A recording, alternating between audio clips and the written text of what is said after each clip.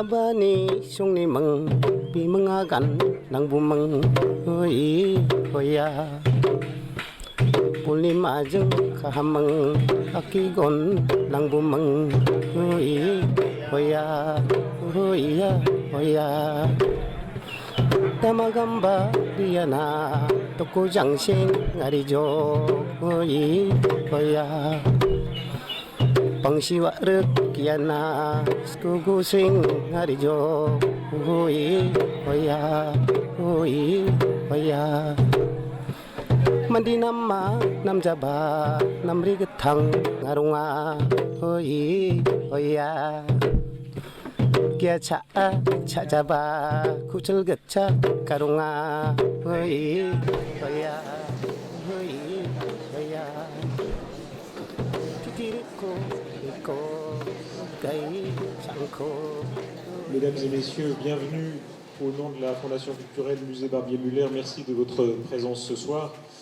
C'est une soirée exceptionnelle parce qu'elle permettra de connaître des cultures qui sont fragiles, menacées, lointaines, mais qui par certains côtés nous sont proches. On verra de quelle manière avec leurs représentantes et avec les spécialistes de ces cultures. Ce sera l'occasion aussi de parler du temps, puisque c'est un des thèmes qui distingue ces civilisations. La musique, en revanche, nous rapproche, ponctuera ces diverses interventions. C'est Rebecca Chaillot qui nous offrira les variations Goldberg. C'est un retour aux sources pour elle, puisqu'elle est genevoise, elle est française, mais genevoise d'abord. Elle a commencé ici au Conservatoire supérieur de Genève, et depuis lors, elle a fait une très grande carrière internationale jusqu'à revenir parmi nous. Rebecca, je vous en prie.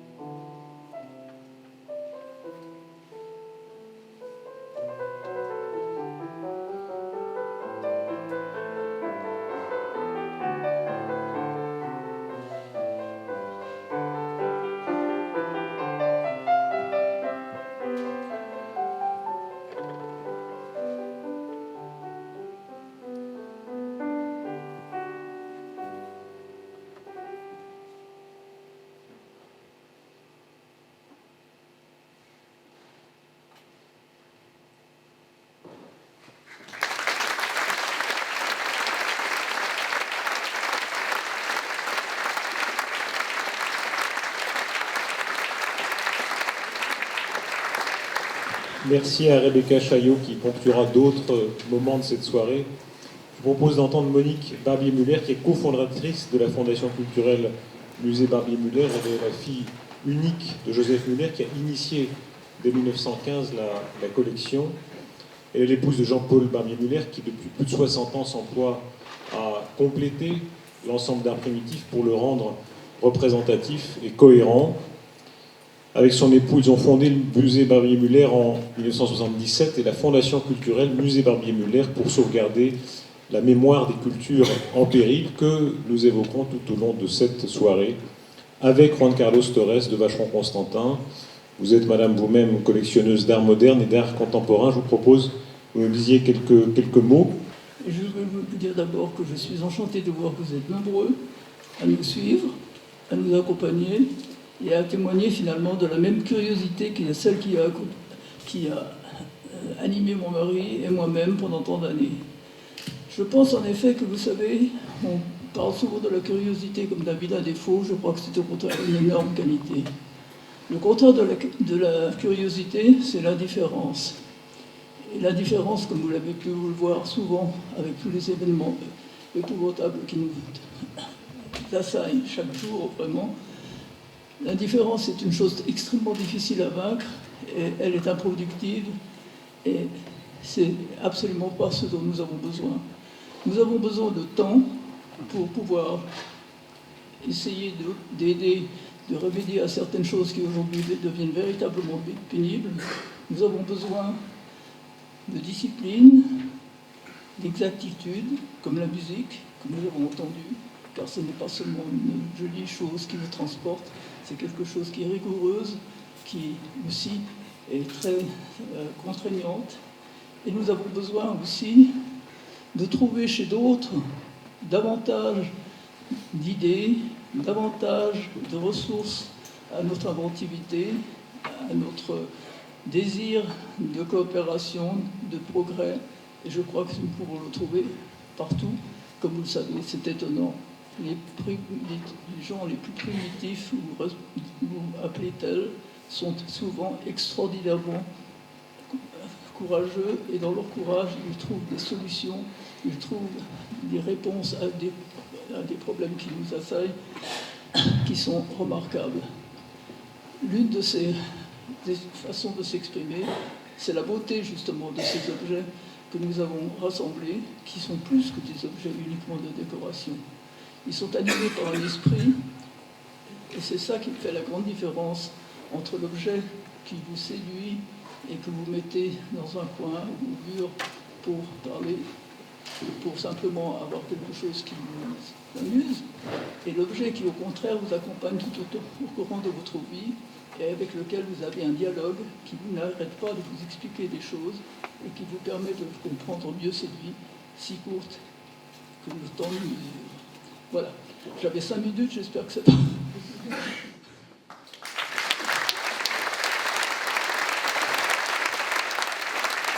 Madame, merci. Juan Carlos Torres, le directeur général de Vacheron-Constantin et président du conseil de fondation culturelle Musée Barbier-Muller, devait être parmi nous. Un imprévu impératif l'en empêche. On va entendre Julien Marchenoir, qui lui aussi représente cette marque, qui joue un rôle important dans la fondation et dans le mécénat. Monsieur, bonsoir. Bonsoir.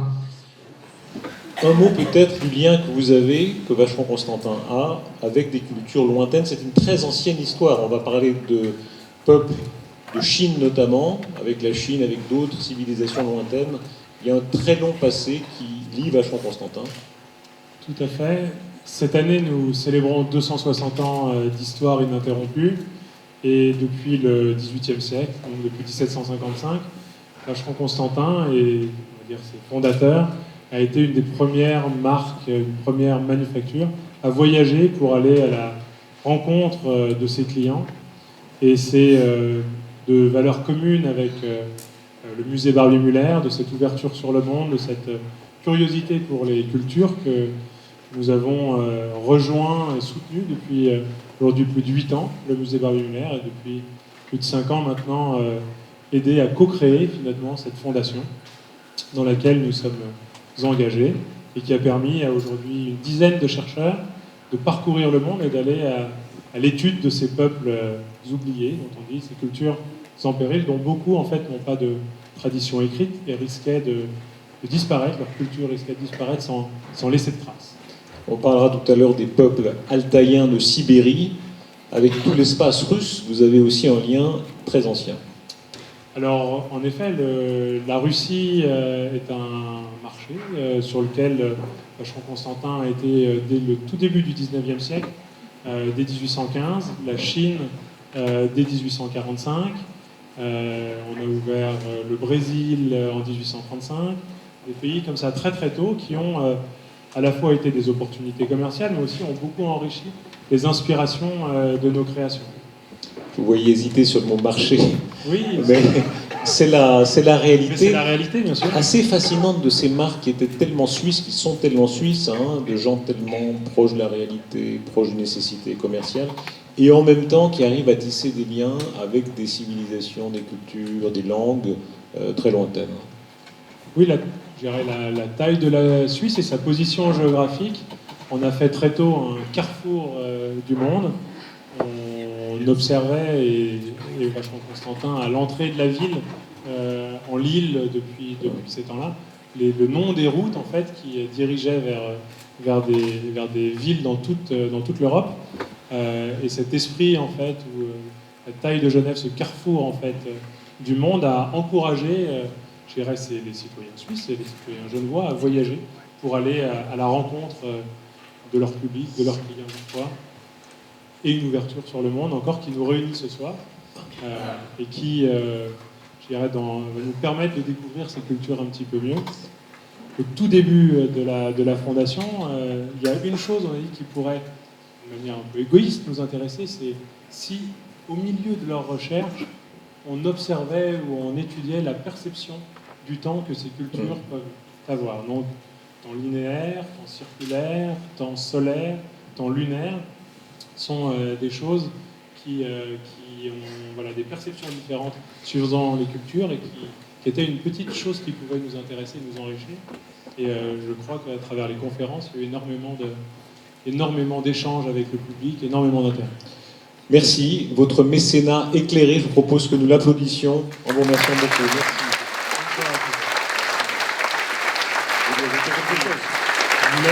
Je voulais profiter de ces quelques mots pour vraiment remercier les gens qui ont organisé tous ces événements et en premier lieu Laurence Matet et toute l'équipe du musée Barbier-Muller qui font un travail formidable depuis 8 ans, un petit peu plus de 8 ans que nous nous connaissons et particulièrement à travers la Fondation et toutes ses actions et qui ont permis d'organiser cette soirée, le cycle de conférences, l'exposition à la bibliothèque qui a eu lieu. C'était un travail extraordinaire qui a attiré énormément de public.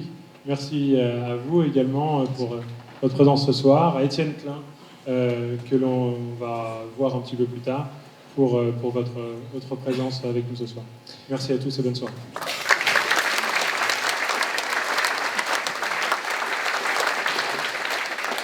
Je vous propose d'entendre le premier des chercheurs qui va nous rejoindre, c'est Stéphane Barelli, qui nous parlera des Batik-Elezi, qui vivent dans le district Kiandarat, dans le sud-est de l'île. Ils sont en Indonésie.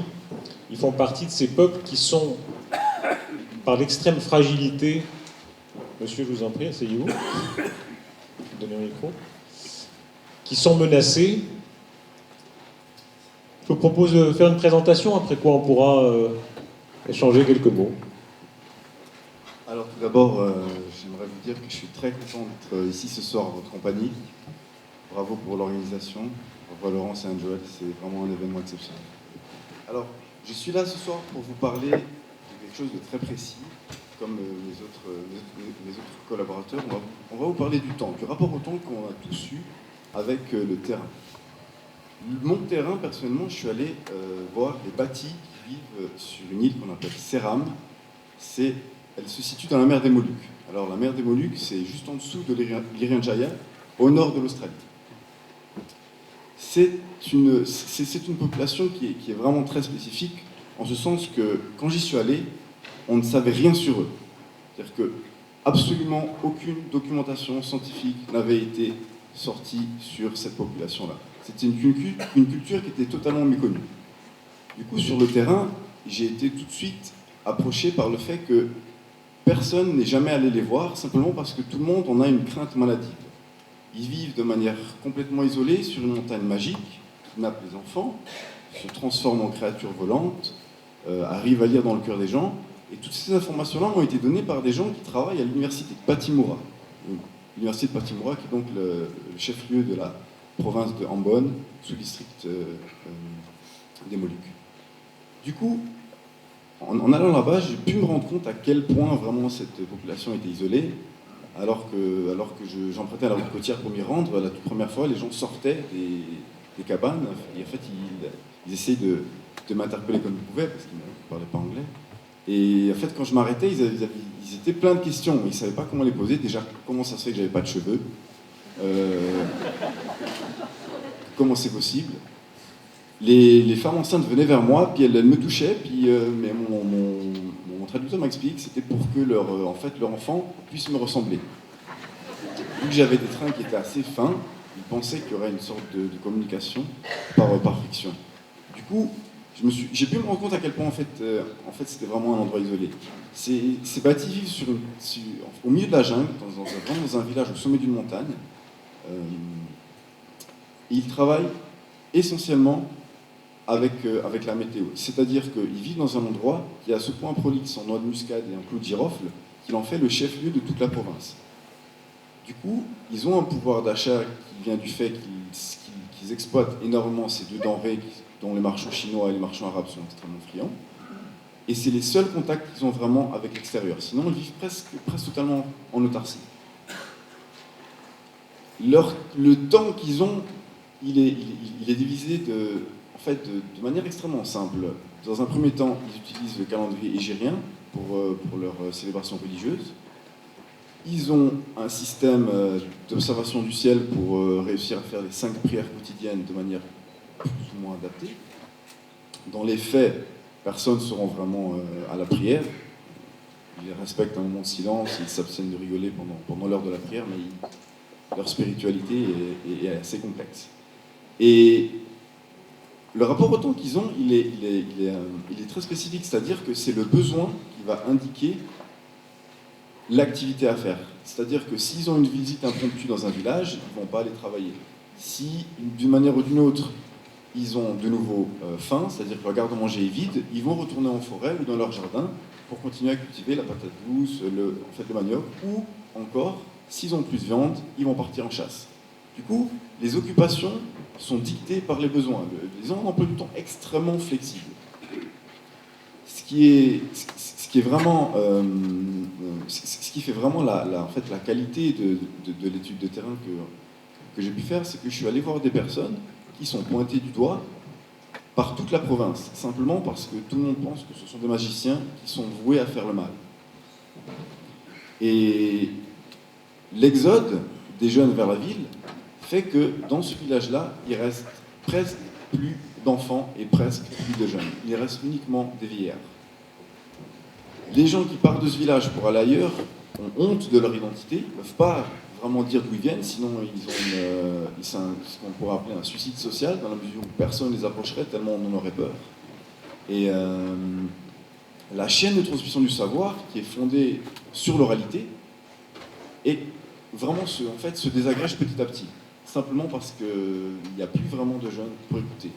Et c'est à ce moment-là que nous, en tant que chercheurs, comme on dit, quand les oreilles commencent à disparaître, c'est là que les stylos doivent vraiment prendre le relais et faire leur travail.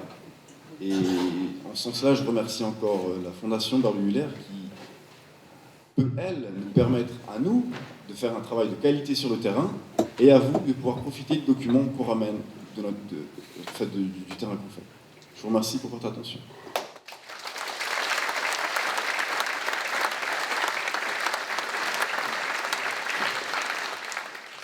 Question naïve, ils ont l'air tellement loin de nous, dans quelle langue vous communiquiez?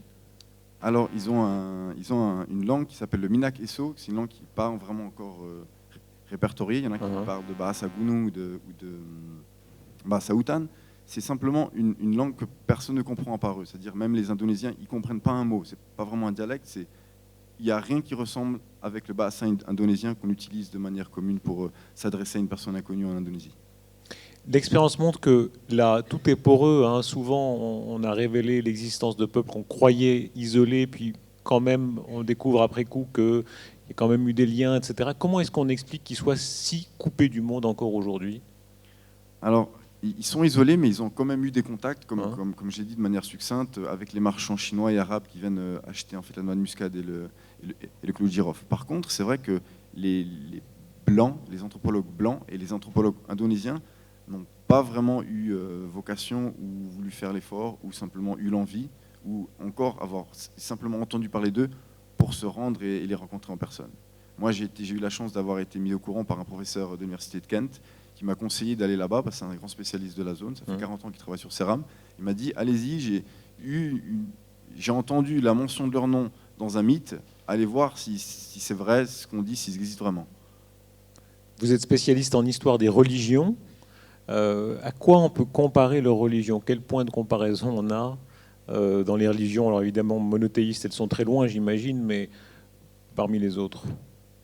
Alors, moi, mon champ d'étude, c'est l'étude des systèmes de pensée liés à tout ce qui est, religieux. Alors, j'ai pas eu de point de comparaison avec nos religions. Par contre, j'ai pu faire des liens simplement entre ce que j'ai étudié et d'autres religions que j'ai étudiées, notamment des religions cubaines comme le Palo Monte ou la religion des Tupi-Guarani en Amazonie. Mais avec nos religions monothéistes chrétiennes, pas vraiment. La seule lien que je peux faire, c'est que dans la mesure où maintenant ils sont devenus musulmans, on peut faire beaucoup de liens. Mais le culte des ancêtres qu'ils emploient encore, le rituel qui passe par la requête de besoins quotidiens à leurs ancêtres, malheureusement, il n'y a aucun écho dans mes recherches. Le mythe du bon sauvage revient sous des formes variées, siècle après siècle. Est-ce que, pour dire les choses brutalement, vous les avez trouvés meilleurs que nous ? Alors, je les ai trouvés meilleurs que nous pour une raison très simple, c'est qu'ils ont conscience de leurs propres limites. C'est-à-dire qu'eux-mêmes m'ont expliqué que dans la mesure où leur comportement n'était plus aussi pur et ils étaient plus aussi honnêtes qu'avant, ils avaient beaucoup moins de capacité à jeter des sorts qu'avant. Donc ils ont une conscience d'eux-mêmes qui est assez claire, ils arrivent à reconnaître leurs torts. Donc en ce sens-là, je trouve qu'ils sont éclairés. Oui. Merci, je vous propose de rester ici. Ensuite, peut-être la discussion s'animera avec les autres intervenants. On va parler maintenant des J du Soudan. Vu par Gustave Versweyer, il aurait dû être parmi nous ce soir. Hélas, cela est impossible. Il a été conservateur du département d'ethnographie du Musée royal de l'Afrique centrale à Tervuren, en Belgique.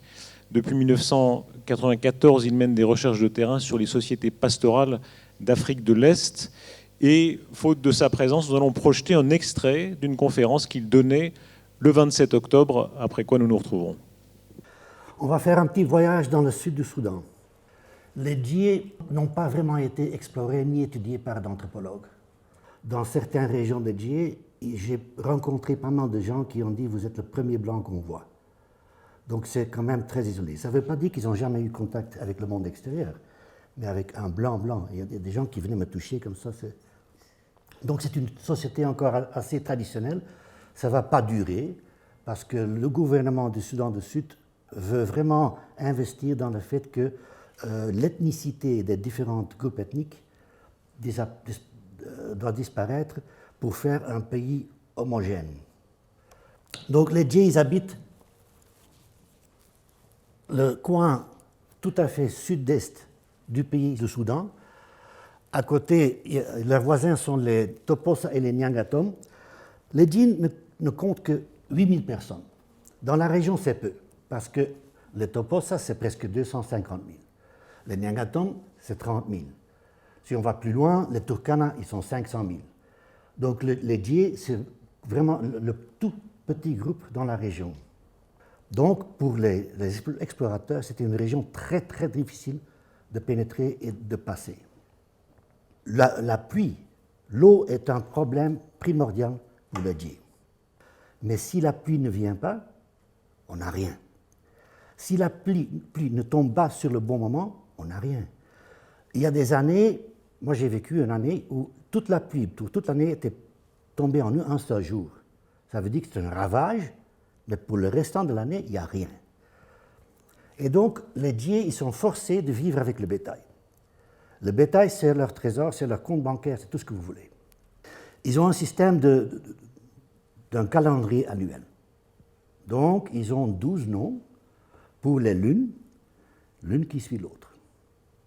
Maintenant, le grand problème est que chaque lune est associée avec un phénomène dans la nature.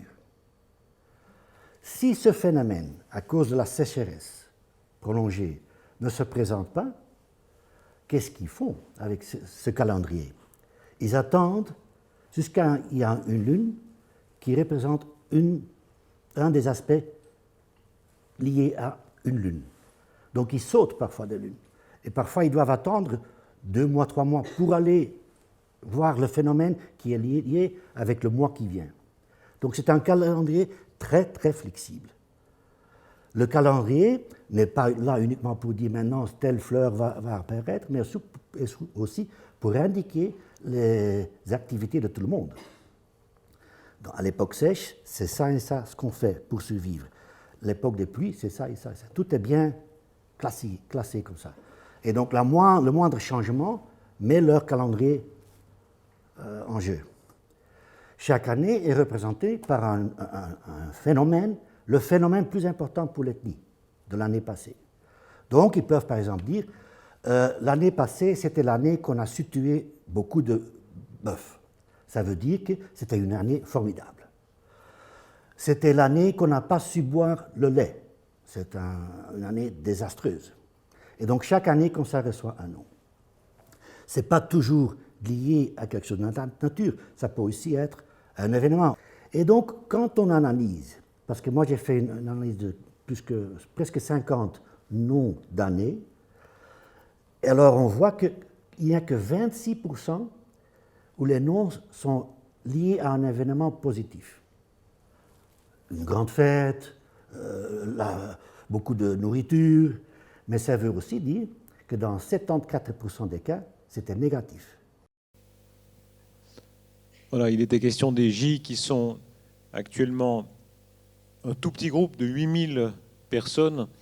On va changer de continent et se rendre chez les Altaïens de Sibérie, qui eux aussi sont une communauté menacée. Ils l'ont été à plusieurs reprises et à plusieurs titres.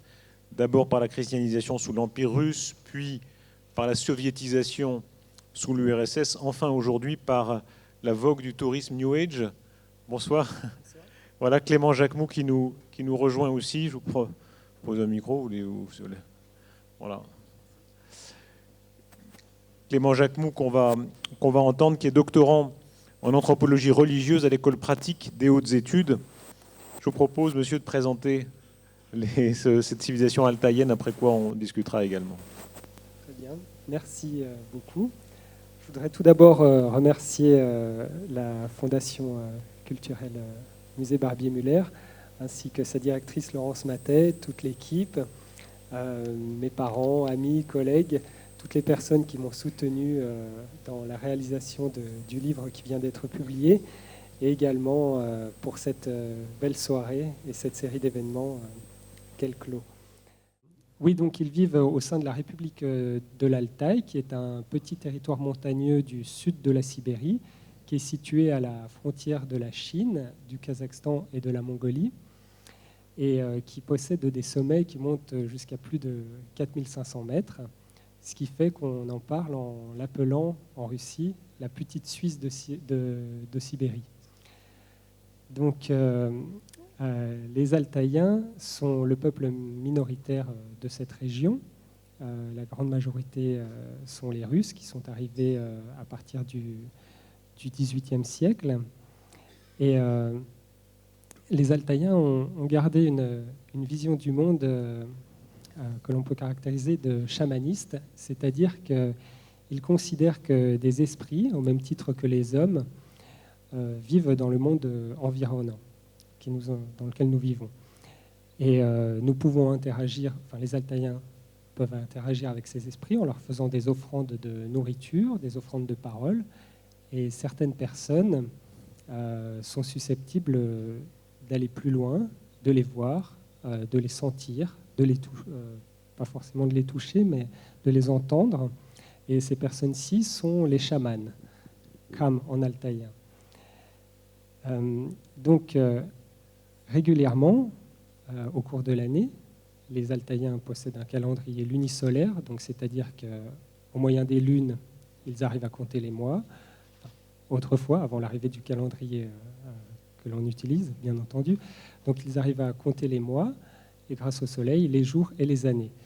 Donc, les chamans intervenaient pour réaliser des rituels collectifs régulièrement, des rituels saisonniers, qui avaient lieu, par exemple, pour fêter le Nouvel An, qui s'appelle, par exemple, le Chagabairam, mois de février, qui est le Nouvel An bouddhiste. Plus tard dans l'année, au moment de l'équinoxe du mois de mars, nous avions le Tilgaya, le glissement de l'année, qui signifie la fin de l'hiver et le début du printemps. Plus tard encore, il y avait l'entrée dans la saison chaude, avec le rituel des feuilles vertes et le rituel qui fermait les oreilles de la terre, le rituel des feuilles jaunes au mois de septembre. Donc ça, ce sont les rituels qui étaient organisés régulièrement chaque année et qui étaient menés par les chamans. Et à côté de cela, ceux-ci effectuaient des rituels individuels qui avaient lieu souvent en phase de lune descendante, donc la deuxième partie du mois, puisque c'est à ce moment-là que les esprits néfastes sont plus particulièrement actifs et essayent de s'emparer des âmes des hommes. Et c'est également à ce moment-là que les chamans pouvaient interagir plus facilement avec eux. Donc, de ce fait, les chamans étaient des personnes assez craintes, puisqu'elles traitaient avec des esprits néfastes.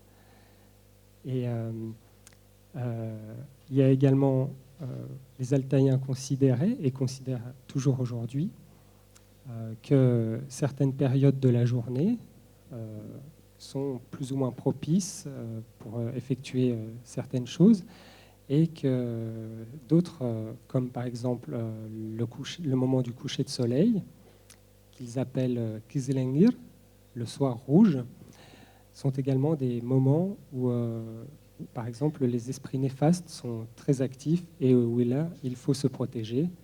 Et par exemple, en ne criant pas dans les rues, en se couvrant la tête lorsqu'on veut sortir. Et pour les petits-enfants, à ne pas prononcer son nom afin de ne pas attirer les mauvais esprits. Donc c'est ce que j'avais à vous dire au sujet des altaïens. Merci encore pour votre attention.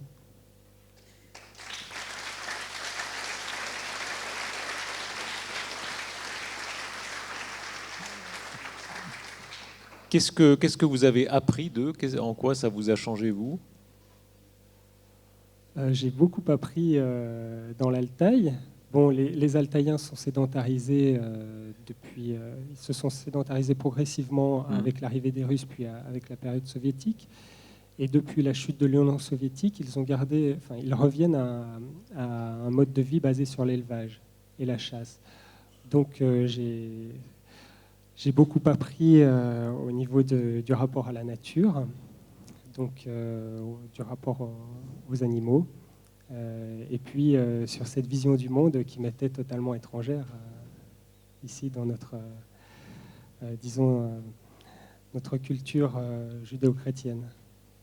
Est-ce qu'on a le sentiment, en vivant au milieu d'eux, qu'ils sont ce que nous avons été dans d'autres temps? Je veux dire qu'il y a quelque chose qui ressemble à nos origines? Du point de vue de l'élevage, je pense qu'il y a beaucoup de choses qui ont pu exister ici. Et puisque c'est un pays de montagne, certaines techniques se retrouvent. Après, peut-être que du point de vue de la vision du monde, je ne suis pas sûr qu'on retrouve des choses communes.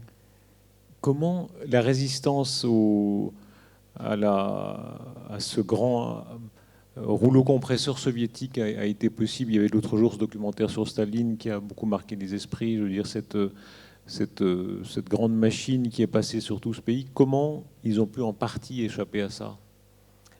Alors, je pense que les Altaïens, ainsi que beaucoup de peuples de Sibérie, et même pas que de Sibérie, mais de toute l'ère de l'ex-URSS, n'ont pas forcément pu résister à ce rouleau compresseur soviétique.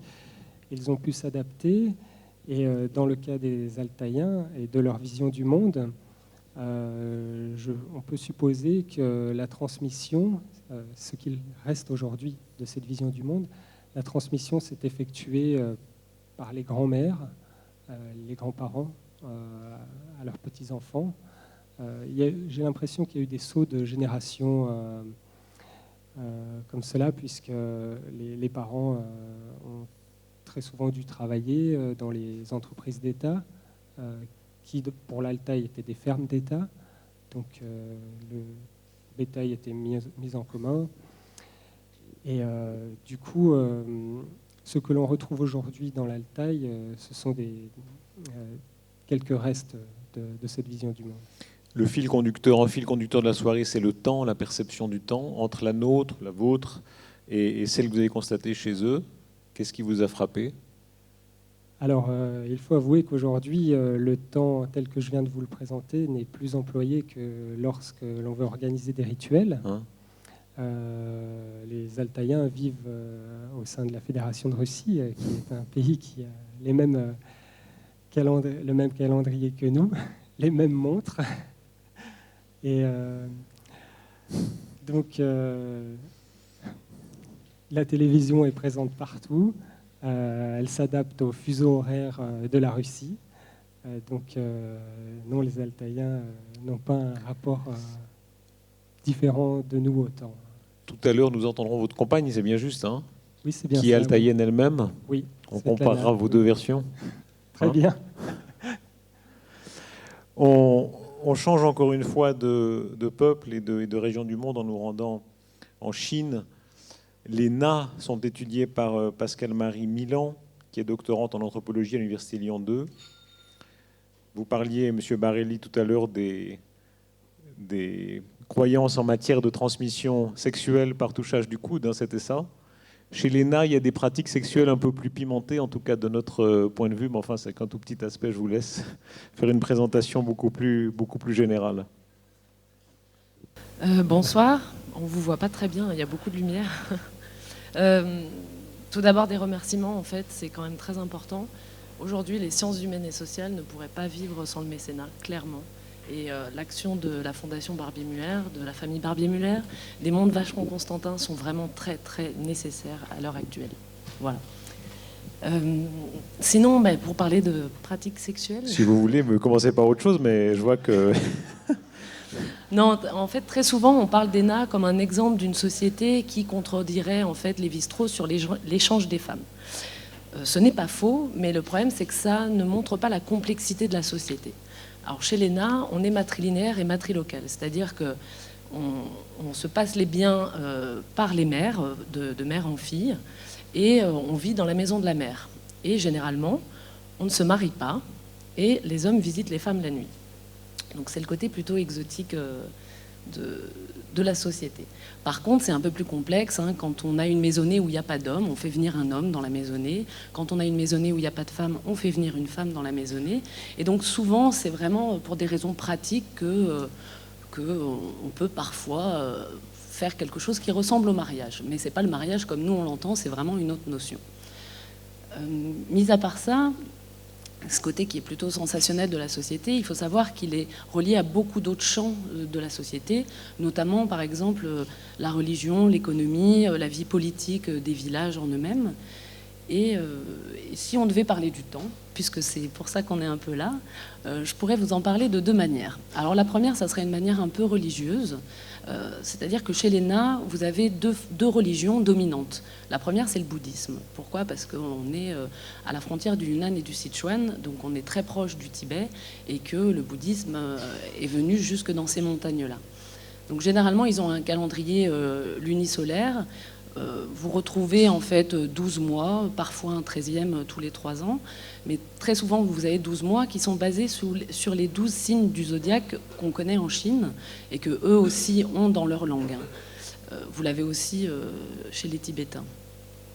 Vous avez également une autre religion qui est une religion animiste et qui est pratiquée par des prêtres d'Abba. Et chez les Na, donc, on est sur une langue, avec une langue orale. Il n'y a pas d'écriture. La seule écriture qu'ils ont est un calendrier. C'est un calendrier en fait de 30 jours, donc vous avez 12 mois, vous avez 30 jours, et pour chaque jour en fait vous avez un dessin, alors par exemple une tête de tigre, un visage humain, des choses comme ça. Vous avez des petits signes à côté qui vous disent quel jour est bon, quel jour est néfaste. Et parce que chez les Na en fait on a particulièrement peur des mauvais esprits par exemple. Vous avez des mauvais esprits qui pourraient venir attaquer les âmes, qui pourraient venir attaquer les maisons, et vous avez un certain nombre de rituels. Pour faire ces rituels-là, il faut regarder ce calendrier. Ce sont les prêtres d'Abba qui sont les gardiens de ces calendriers. Et ils regardent en fait quel jour est propice ou pas pour un rituel. Vous avez par exemple, au mois de janvier, vous avez un seul jour où on peut faire un rituel.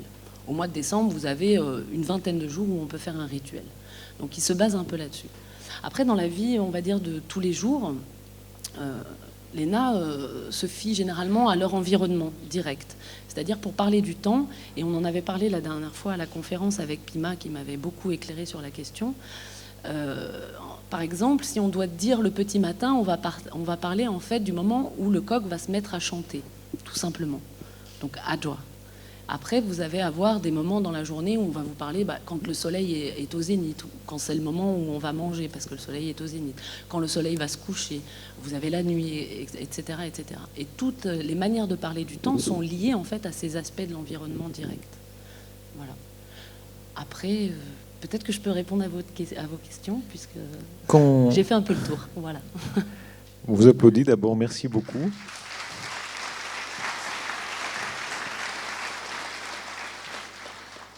Quand on est chercheuse comme vous l'êtes, est-ce qu'on reste dans son rôle de chercheuse? Il y a des moments, enfin il y a des amitiés qui se nouent, j'imagine, des habitudes qui se créent. Comment est-ce qu'on vit ça? Je crois que l'anthropologie a la particularité d'avoir un rapport très subjectif au terrain. C'est-à-dire que le fait que je sois une femme, déjà, ça a changé complètement le rapport au terrain par rapport à ce que j'avais pu lire. Il y avait eu d'autres ethnographies qui ont un peu parlé des Na, qui étaient faites par des hommes, et forcément le point de vue n'était pas le même. Quand je dis ça, c'est parce que, juste pour vous donner une idée, les femmes se font visiter la nuit. Bon, voilà, je suis une femme, ça m'est arrivé. On a frappé à ma porte. Et jusqu'où est allée la visite alors? Alors, il faut savoir que pour un anthropologue, c'est très intéressant de pouvoir à un moment donné vous étiez obligé, avec des garçons, discuter et leur demander mais pourquoi me visites-tu? Et essayer de comprendre un peu les modalités. Moi, ça m'intéressait vraiment parce que c'est quelque chose qui n'a pas vraiment été ethnographié. Bon, donc on discute, hein, on leur donne un peu d'alcool si on en a, on essaye de les repousser gentiment après en trouvant plein de subterfuges, mais bon, voilà. Après, comme c'est un rapport subjectif, on noue des liens d'amitié. Il y a des gens avec qui on va beaucoup plus parler, avec qui on va se confier, et forcément des choses vont pouvoir se dire. Quand vous parlez de votre vie intime avec des personnes, elles vous parlent en retour de leur vie intime. Et ça, c'est un rapport que l'anthropologie a au réel qui, je pense, est très important et qui, s'il est bien resitué, peut quand même être, j'ai envie de dire un mot très scientifique, mais heuristique. Voilà. Vous aviez l'impression que eux comprennent votre monde, notre monde, ou que ça, il y a une sorte de difficulté de communication, même si vous connaissez bien? De ma part, il y avait une naïveté culturelle, de toute manière, dès le début. De leur part aussi, parce qu'ils ont un certain nombre de représentations à notre égard. Une femme blanche occidentale a forcément de l'argent, a forcément des mœurs plutôt libres, etc., etc. Ça, c'est la télévision, c'est les flux aujourd'hui touristiques, par exemple, qui amènent un certain nombre de clichés. Par contre, en discutant, c'est vrai qu'ils ne sont pas dupes, ils arrivent à comprendre le monde dans lequel on est.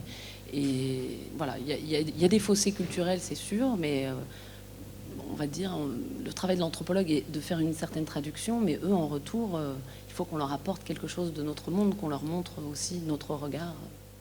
À quel point ce monde est menacé? Je veux dire, à quel point, à échelle de 10 ans, 20 ans, 30 ans, vous dites ce sera fini? C'est une question qui est très compliquée à répondre parce que le futur, hein, c'est difficile à prévoir. Par contre, ce qu'on sait historiquement, c'est que la Chine a toujours été le pouvoir central chinois a toujours été en fait un pouvoir qui voulait siniser, marcher sur les marges de la Chine, aller chercher ces peuples qui étaient dans les pourtours et qu'il fallait contrôler. Donc généralement, il y a toujours eu historiquement un changement. Voilà. Après, il y a eu une succession de dynasties, donc c'est un peu plus complexe. Hein. Mais actuellement, c'est clair que par l'école, la télévision, le tourisme, l'entrée dans une économie de marché qui n'était pas la leur hein, à la base, il y a forcément des changements qui se créent. La question, c'est quel type de changement, jusqu'où, ça c'est difficile à prévoir. Merci. Applaudissements pour vous. Merci beaucoup. Et je vous propose d'entendre deux représentantes, respectivement des Na et des Altaïens. C'est Jussi Binma et Svetlana Kermandeva qui vont nous rejoindre pour la prononciation, parce que vous avez la bonne d'abord, Pascal Marie. Pour bien prononcer, c'est Jussi Binma, c'est ça? Oui, je vous en prie, asseyez-vous. Alors, si vous voulez... Puisqu'il était question des Na, Jussi, je vous propose de prendre le micro. Binma, c'est Binma votre prénom, n'est-ce pas? C'est ça. Oui. Peut-être de nous raconter, si vous permettez, le premier contact, votre première rencontre avec l'Occident. Comment ça s'est passé? Vous allez rigoler, mais je ne parlais pas très bien français. Mais si, vous parlez très bien, on entend très bien. Merci. Premier jour, je suis arrivée en France, c'était à Paris. Première chose, ça m'a beaucoup étonnée, c'est que je vois les gens, moi j'ai regardé beaucoup les habits et tout. Je trouve les gens, ils sont habillés très jolis, surtout les femmes. Je trouve qu'ils sont très belles et très charmants. Les hommes aussi, je trouve que c'est très beau. Et deuxième chose, c'est que je trouve la maison et le bâtiment, ils sont très beaux. Et à Paris, je regarde tout le temps comme ça, à gauche, à droite. Je trouve que c'est vraiment très joli. Et le troisième, c'est quand je suis venue en France, c'est avec mon mari. Mon mari, il est français. Et on est invité par sa tante. On était allé chez sa tante. Je trouve la différence, c'est en France, les gens, à la maison, c'est très propre, très rangé.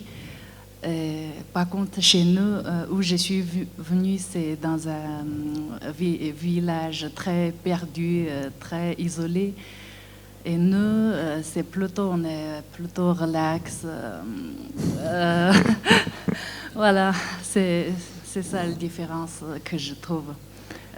En France, je trouve les gens, ils font très attention pour l'image, et très bien rangé tout. Et puis nous, on regarde les gens, c'est plutôt leur relation, ça s'appelle relation, voilà, avec les autres. Voilà. Comment est-ce que vous vous présentez ça? Pour beaucoup d'Occidentaux, la Chine, déjà, c'est très loin. Beaucoup ne sont jamais allés en Chine, mais alors en plus dire que vous êtes de cette communauté que presque personne ne connaît, à part évidemment des gens intéressés. Comment vous vous présentez simplement? Comment vous expliquez ce que sont les Na? Oui, quand les gens me demandaient où je suis venue, quelle nationalité, par exemple, j'ai dit je suis Na en chinois, ils nous appellent Mosso, mais nous c'est Na. Mais les gens, ils ne le connaissent pas. Il a dit, c'est quoi la différence tout. D'abord, j'ai expliqué, nous, c'est un peu en Chine, on dit matriarcal, mais c'est, vous dites matrilinéaire. Voilà. Ah bon, les gens intéressants, comment ça se fait, comment c'est matriarcal.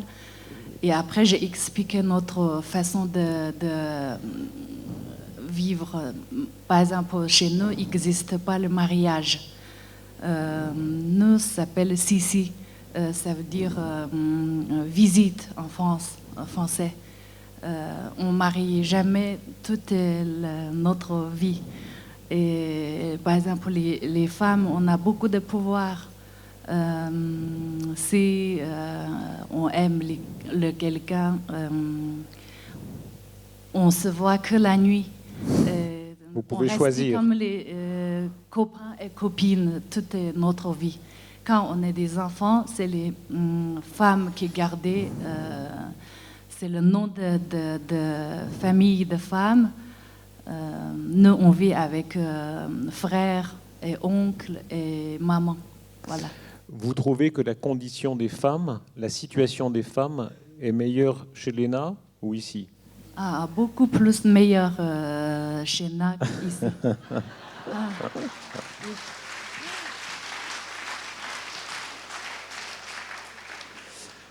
Merci beaucoup. Vous pouvez évidemment intervenir tout à l'heure, mais Svetlana, tout à l'heure nous disions que vous étiez la compagne de monsieur. Votre première rencontre et la première rencontre avec l'Occident, comment c'était? Bonjour, Bonjour tout le monde. Merci pour votre invitation et pour votre question. Mais je préfère parler russe. Je ne veux pas faire pour votre l'oreille. Je ne veux pas énerver votre l'oreille. Ну, во-первых, конечно же, было удивительно, насколько здесь очень чисто. D'abord, Svetlana dit que ça l'a beaucoup étonnée de remarquer à quel point ici tout était propre. Во-вторых, когда мы уже приехали к Лему, меня больше всего удивили поцелуи. Quelque chose qui l'a aussi très étonné, c'est le fait qu'on se fait la bise pour se dire bonjour. Потому что в России не целуются вообще. C'est pas le cas du tout en Russie, enfin, très rarement. И в-третьих, меня удивило, что человек, который вообще не знаком с людьми, с родственниками, с друзьями, они все были, несмотря на это, очень открытыми, очень приветливыми и добродушными. Очень сильно удивило именно этот момент. Et également, quelque chose qui l'a très étonné, c'est que des personnes qui ne se connaissaient pas forcément, qui n'avaient pas forcément de lien de parenté, étaient très ouvertes, très accueillantes et bienveillantes à son encontre. И последнее, что меня до сих пор продолжает удивлять, я восхищаюсь французской кухней, очень вкусная, необычная, но в то же время всем знакомые продукты, которые совмещены очень в хороших, правильных пропорциях, что дает чувство праздника языка. Et enfin, ce qui l'étonne jusqu'à maintenant, c'est que malgré que les produits soient les mêmes en Russie, qu'on trouve la même chose, ici, la cuisine est vraiment fantastique. Et ça doit être une question de proportion, mais en tout cas, c'est chaque jour un régal. Был один случай, когда моя мама постоянно садила в своем огороде салат, и никто его не ел. Мама ходила с этим салатом по улицам и предлагала soседям. Никто не хотел его есть. В конце концов, она его выбросила, отдала коровам. Et un des exemples, par exemple, des goûts qu'on peut trouver de différents en Altaï, c'est que sa maman a planté des salades et elle en avait planté beaucoup, il y a eu beaucoup de salades, et elle allait en proposer aux voisins dans la rue et personne n'en a voulu, parce que c'est quelque chose qu'ils n'ont pas l'habitude de manger, et du coup, c'est finalement les vaches qui les ont mangées. И потом, когда Клем уже приготовил сам этот салат вместе с соусом, это просто было божественно, и все его ели. Et par contre, quand moi j'ai préparé de la salade verte toute simple avec une vinaigrette, et ben alors là, ça a été vraiment l'étonnement pour Svetlana. C'était vraiment très très bon. C'était comme ça. Merci. Merci à vous.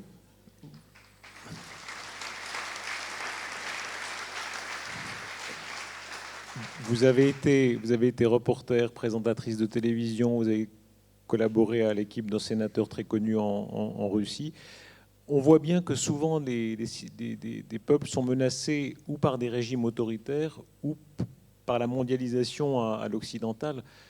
Vu d'ici, on a l'impression qu'en Russie, évidemment, c'était un régime autoritaire qui a souvent menacé. Aujourd'hui, qu'est-ce qui menace le plus, par exemple, les Altaïens, à vos yeux? C'est la mondialisation, le marché, au fond un modèle américain, ou bien c'est un État central comme la Russie? Ну, вообще, в чистом виде, наверное, ни для одного общества ни тоталитаризм, ни американская глобализация не является добром. Dans l'absolu, ni la globalisation, la mondialisation, ni un régime autoritaire, disons, n'est bon pour un peuple. И Россия такое государство, которое успело пожить и в тоталитаризме, и во времена американской глобализации. Et la Russie est un pays qui est arrivé à vivre malgré le régime autoritaire et également aujourd'hui avec la mondialisation. Но если говорить о судьбе коренного малочисленного народа, то я считаю, что для любого такого общества очень важно развитие демократического общества, в составе которого оно находится, основанное на равенстве, поддержка со стороны власти и, в-третьих, это, конечно же, образование. Alors, c'est ce qu'elle considère qui est bon dans le cadre de la démocratie. Donc, c'est le soutien de... Excusez-moi, j'ai un peu perdu le fil de... Alors, du coup, oui, qu'au sein de cette démocratie, il y a une égalité entre les différents peuples et le soutien du pouvoir... Le soutien du pouvoir envers ces peuples qui ne sont pas forcément semblables et n'ont pas forcément la même manière de vivre que la majorité de la population. Et bien entendu, l'éducation. Vous êtes un couple, c'est déjà tellement difficile d'être un couple en général, mais alors être un couple entre Annecy et la Sibérie, ça, c'est plus difficile ou c'est plus facile que d'être de deux cultures très proches? Je trouve que c'est toujours intéressant.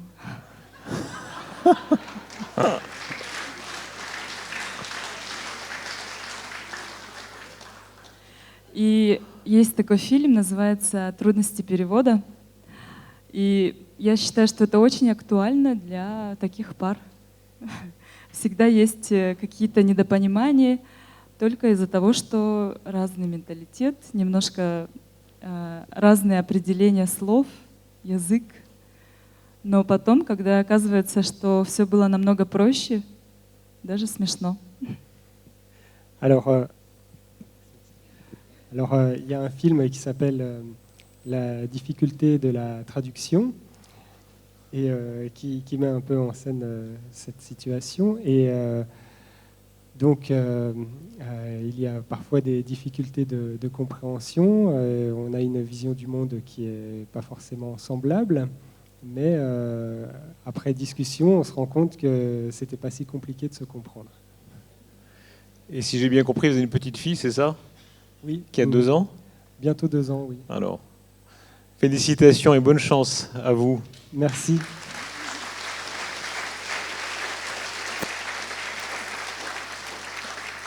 Je vous propose de retrouver Rebecca Chaillot qui va, pour un deuxième passage des variations de Goldberg, ponctuer cette soirée, après quoi nous entendrons l'astrophysicien et spécialiste du question du temps, Étienne Klein. Je vous en prie.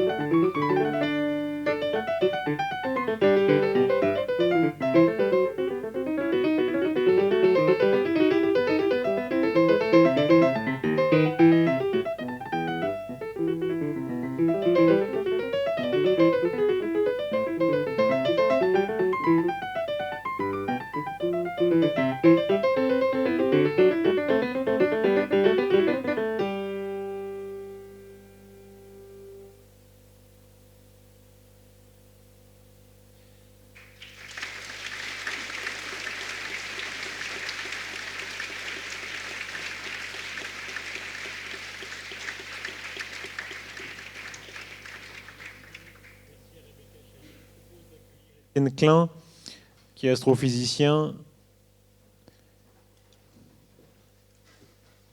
Monsieur, je vous en prie. Si vous...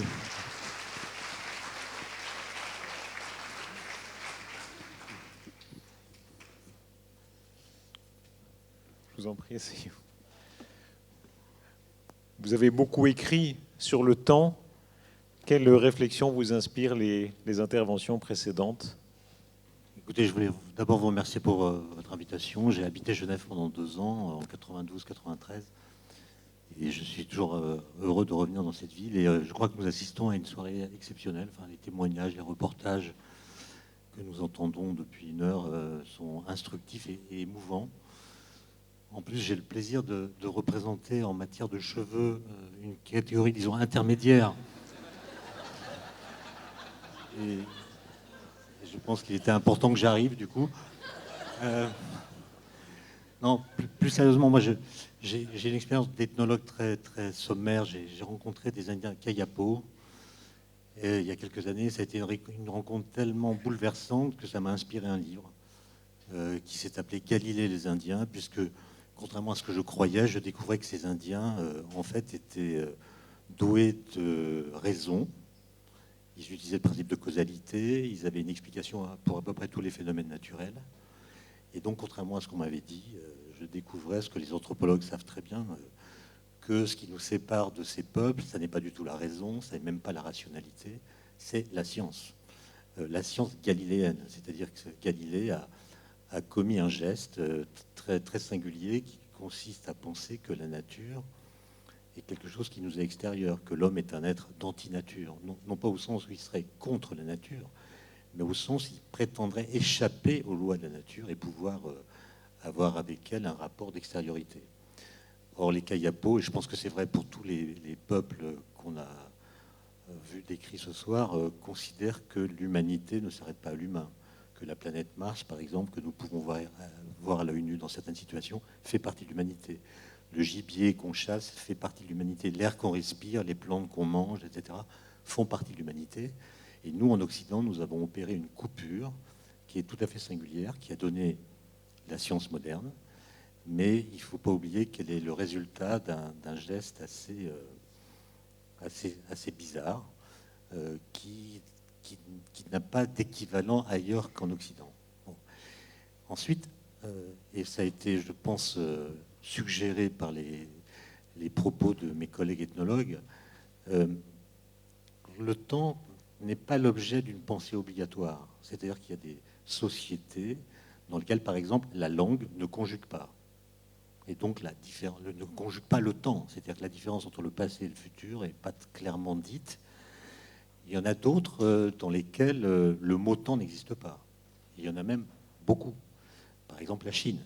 La Chine, si j'en crois les textes de François Julien, il n'y a pas le concept de temps à l'occidental qui serait une sorte de fil unitaire, homogène, auprès duquel on pourrait rapporter la succession des événements.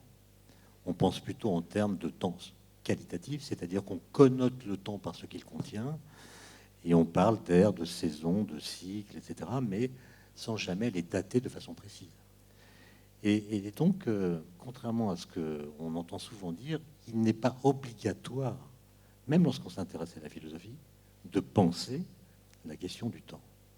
Alors maintenant, si on s'en tient aux sociétés dans lesquelles le mot temps est utilisé, comme la nôtre par exemple, on voit bien que le mot temps est un mot très ambivalent, très mal défini, qui sert à dire beaucoup de choses différentes qui ne peuvent pas toutes vouloir dire la même chose. Par exemple, le mot temps sert à dire la succession, la simultanéité, le devenir, le changement, la vitesse, l'urgence, l'attente, la mort, l'argent, etc. Ça fait beaucoup trop pour un seul mot. Et donc, il faut procéder à une sorte de décrassage sémantique, ce que Paul Valéry appelait un nettoyage de la situation verbale, en faisant remarquer que nous nous comprenons lorsque nous parlons du temps, parce qu'en fait, nous parlons vite. C'est ce qu'on appelle le langage courant. On parle vite, et c'est donc les phrases, le flux verbal dans lequel on insère le mot temps qui donne au mot temps le sens qu'on lui trouve. Mais si vous extrayez le mot temps du flux verbal dans lequel vous l'avez inséré, et que vous vous demandez, mais c'est quoi cette chose? C'est quoi cet être qu'on désigne par le substantif temps? Est-ce qu'il existe indépendamment de nous? Est-ce que c'est un produit de la conscience? Est-ce qu'il est une qualité première ou est-ce qu'il est simplement une façon qu'ont les événements de s'organiser? Est-ce que c'est un milieu? Est-ce que c'est un passage? Ça devient, comme le dit Paul Valéry, une sorte d'énigme pour la pensée, de tourment, comme si le mot temps se vengeait, lorsqu'on l'extrait du flux verbal dans lequel on l'insère, de la désinvolture avec laquelle on l'utilise. Et donc, la question que je me suis posée quand j'étais plus jeune, c'est, pour procéder à ce nettoyage de la situation verbale, d'où faut-il partir? Quel est le monsieur propre du vocabulaire qui va permettre de dire « Tiens, ça c'est une expression qui rend justice au temps, et ça c'est une expression qui ne lui rend pas justice ». Évidemment, comme je suis physicien, j'ai pensé que c'était la physique qui était le bon outil. Et que si on trouvait le moyen d'imaginer ce que diraient les équations de la physique si elles parlaient du temps, eh bien, on aurait une arme critique qui permettrait de modifier notre façon de le dire et donc notre façon de le penser. J'avais été troublé, par exemple, par le fait que aujourd'hui, en 2015, si on lit le livre 11 des Confessions de saint Augustin, qui s'appelle Le Temps, qui a été écrit au IVe siècle après Jésus-Christ, et bien évidemment, on comprend ce que dit saint Augustin. Alors qu'il a écrit ce texte il y a 16 siècles, et qu'entre lui et nous, il y a eu Newton, Einstein, Boltzmann, Dirac et quelques autres, qui ont profondément, chacun à sa façon, modifié notre façon de penser le temps, son lien à l'espace, etc. Et de sorte que si on avait tenu compte de ce que nous avons appris sur le temps, ça aurait dû modifier le langage. Et en fait, si nous comprenons ce que saint Augustin écrit sur le temps, c'est tout simplement parce que nous parlons comme lui. Autrement dit, en 2015, nous parlons du temps comme saint Augustin en parlait. Ça veut dire que notre langage n'est nullement affecté par nos connaissances. Nous répétons les mêmes formules sans jamais les réexaminer, sans jamais les remettre en cause, de sorte que si vraiment on veut penser la question du temps en profondeur, il faut passer par une critique du langage. Et donc j'ai écrit des livres là-dessus, ça m'a épuisé. Parce qu'à chaque fois j'en faisais un, je me disais tiens c'est le dernier, j'ai résolu la question, et puis deux ans plus tard ça revenait, etc. J'en ai fait 3. Là je crois que c'est fini, sauf que c'est intéressant qu'on se voit ce soir, parce qu'il y a une semaine j'ai pris un train, et dans ce train, je ne sais pas pourquoi, j'ai eu une réflexion qui m'a complètement troublé, et qui a à voir avec le thème de ce soir. C'est que, vous savez que c'est Newton qui a introduit le paramètre T en physique. Il l'a mis dans les équations de la dynamique, paramètre T. Et ce paramètre, il l'a appelé le temps, en disant c'est le temps vrai, par opposition au temps vulgaire qui s'appelle la durée. Et évidemment, c'est parce que Newton a appelé ce paramètre le temps qu'on s'interroge sur la façon dont les physiciens considèrent le temps. Mais je me suis dit, mais en fait, par quel stratagème intellectuel et par quelle conception préalable du temps Newton a-t-il décidé d'appeler cette variable t le temps, alors que cette variable a un statut qui contredit ce que nous disons du temps? Par exemple, nous disons que le temps ressemble au phénomène temporel. Si on voit un phénomène périodique, on dit le temps est périodique. Si on voit un phénomène biologique, on dit tiens, il y a un temps biologique, et puis un temps psychologique. Bref, nous attribuons au temps des épithètes ou des adjectifs, laissez entendre qu'il y a autant de sortes de temps qu'il y a de types de temporalité différentes. Or, Newton nous dit non, le paramètre T, c'est un paramètre qui est complètement indépendant des phénomènes. Quoi qu'il se passe dans ce temps-là, ça ne l'affecte pas.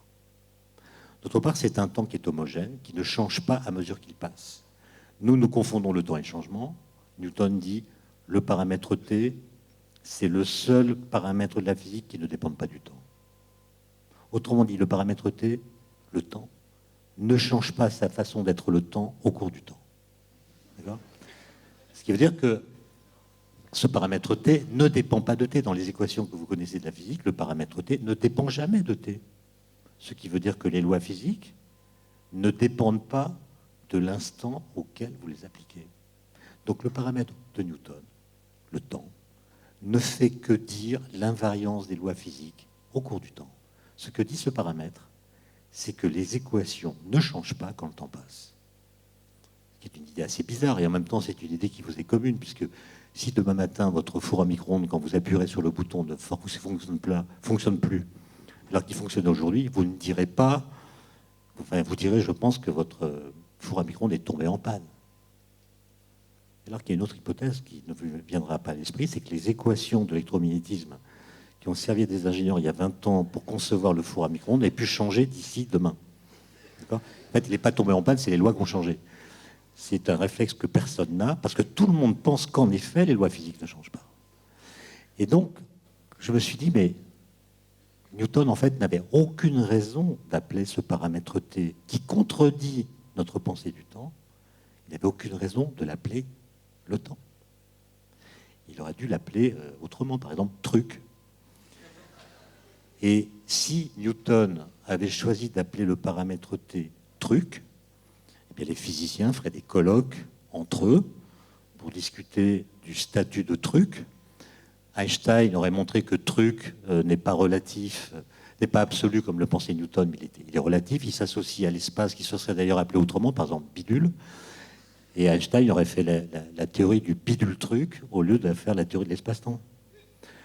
Autrement dit, et ça a été un effroi pour moi, si Newton avait appelé ce paramètre autrement que temps, j'aurais pas écrit 3 livres.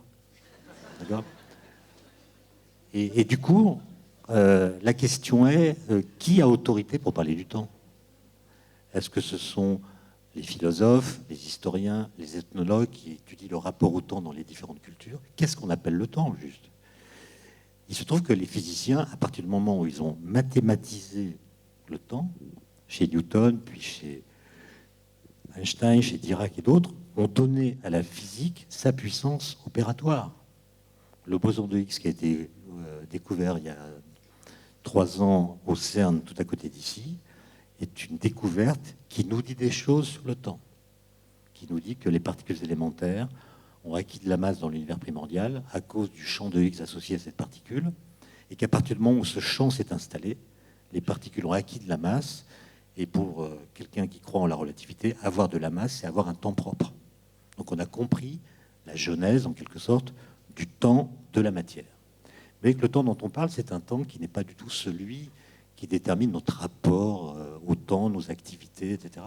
C'est un temps, en fait, qui ne fait rien. Qui ne fait rien d'autre que maintenir la présence du présent. C'est pas un temps créatif, c'est pas un temps corrupteur, c'est un temps qui se contente de garantir l'invariance des lois au cours du temps. Et donc, j'ai été troublé par cette réflexion, puisque jusqu'à aujourd'hui, je parlais du temps avec beaucoup d'autorité, en disant c'est l'affaire des physiciens, il n'y a pas à discuter, vous mettez des adjectifs, c'est n'importe quoi. Si on fait un colloque sur le temps, il ne faut inviter que des physiciens. Pourquoi vous invitez des géologues ? Pourquoi vous invitez des biologistes qui tous mesurent le temps avec des montres comme tout le monde ? Il n'y a pas un temps géologique. Il y a des durées géologiques. Il y a des phénomènes dont les temporalités sont propres à la géologie. Mais ce n'est pas parce qu'il y a des temporalités propres à la géologie qu'on doit invoquer l'existence d'un temps géologique qui serait autonome par rapport au temps physique. Enfin, j'avais des discours comme ça assez autoritaires. Et ce soir, vous voyez que je suis beaucoup plus mesuré. Merci Étienne Klein. Je vous propose...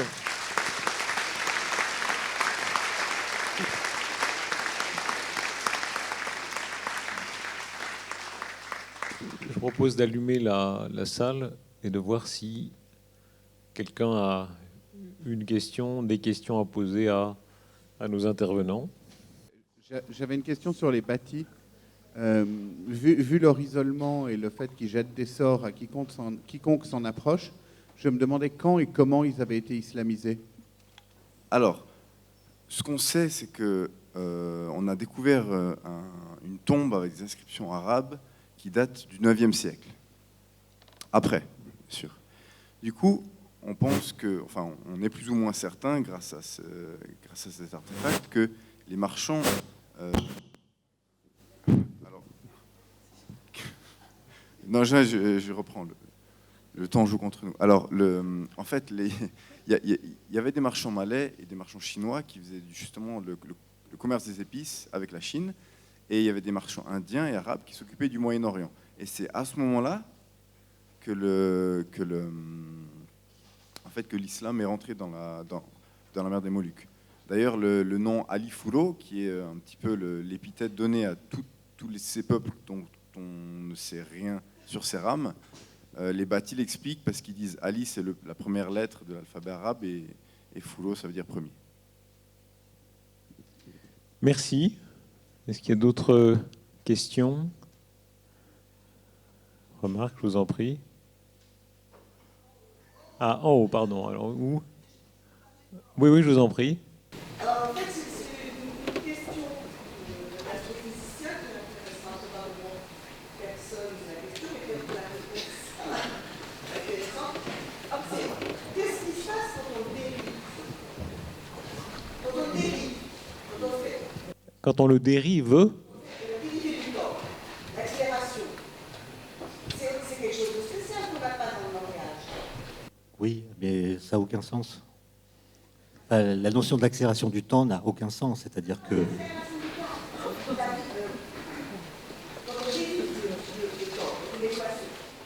Ah, par rapport au temps, quand on dérive par rapport au temps. Ah oui, d'accord. Ça veut dire c'est-à-dire qu'on regarde comment une certaine quantité, par exemple une position, change quand le temps passe. Donc on divise la variation de cette quantité par la durée que cette variation a pris. Et ça s'appelle une dérivée. Et ça aboutit parfois à des contresens quand, en effet, on parle de la vitesse du temps. Je ne vais pas trop m'étendre là-dessus, mais très souvent, quand il y a une révolution en physique, on ne la comprend pas. On ne comprend pas la révolution qu'on fait au moment où on la fait. Et donc, on tente de la comprendre en la disant dans les termes de la théorie qu'elle vient remplacer. Et donc, on présente la nouvelle théorie, non pas comme une révolution, mais comme une évolution. Et c'est ce qui est arrivé à la théorie d'Einstein de la relativité. On l'a dite dans les termes de la théorie qu'elle venait remplacer, qui était la physique de Newton. Et pour la dire, on a simplement introduit une chose qui n'existait pas chez Newton, qui est la vitesse d'écoulement du temps. Et on dit finalement, en relativité, la vitesse d'écoulement du temps dépend de la vitesse de l'observateur dans l'espace.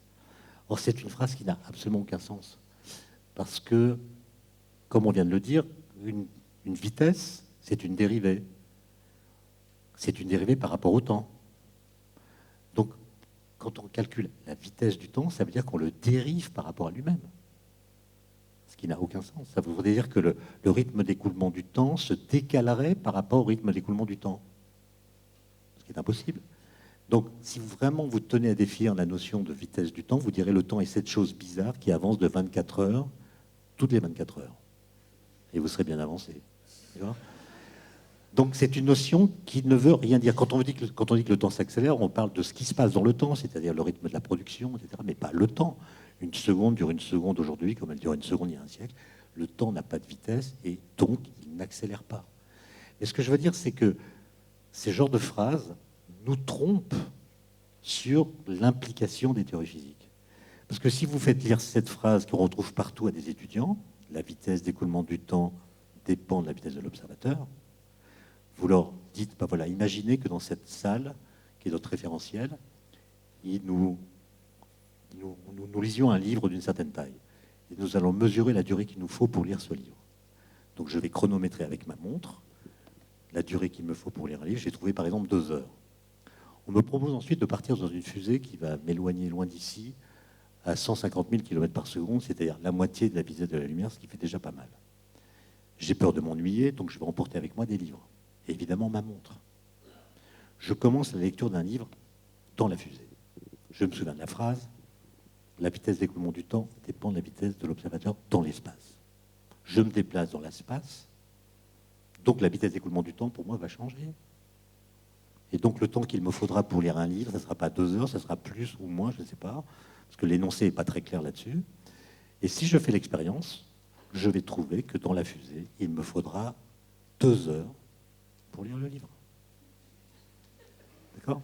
Autrement dit, la relativité d'Einstein dit la même chose que Galilée, à savoir le mouvement est comme rien. le mouvement est comme rien.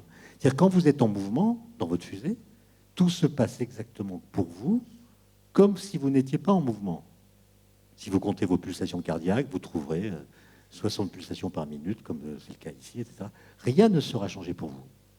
La différence, évidemment, entre Galilée et Einstein sur la relativité, il y en a quand même une. C'est que lorsque je reviendrai de mon voyage, qui aura duré par exemple 2 ans à ma montre, vous serez tous morts depuis longtemps. Ce qui, je le conçois, fait une différence. Mais ça ne veut pas dire que j'aurais vécu plus longtemps que vous. Moi, je vais vivre dans mon référentiel avec ma montre. Je vais vivre, j'espère, 100 ans. Vous vivrez ici 100 ans. Mais le fait de me déplacer dans l'espace aura désynchronisé mon temps propre du vôtre. Autrement dit, ce que dit la relativité, c'est non pas, comme on dit toujours, qu'il y a un temps universel dont la vitesse d'écoulement dépendrait de l'observateur. Ce qu'elle dit, c'est qu'il y a autant de temps propre qu'il y a d'observateurs différents. Et si 2 observateurs s'éloignent dans l'espace, leur temps propre se désynchronise sans qu'aucun des temps propres ne soit modifié pour l'observateur qui le porte. Est-ce que j'ai été clair, madame? Très clair. Nous arrivons au terme qui nous a été fixé. Je vous propose d'applaudir très chaleureusement nos invités.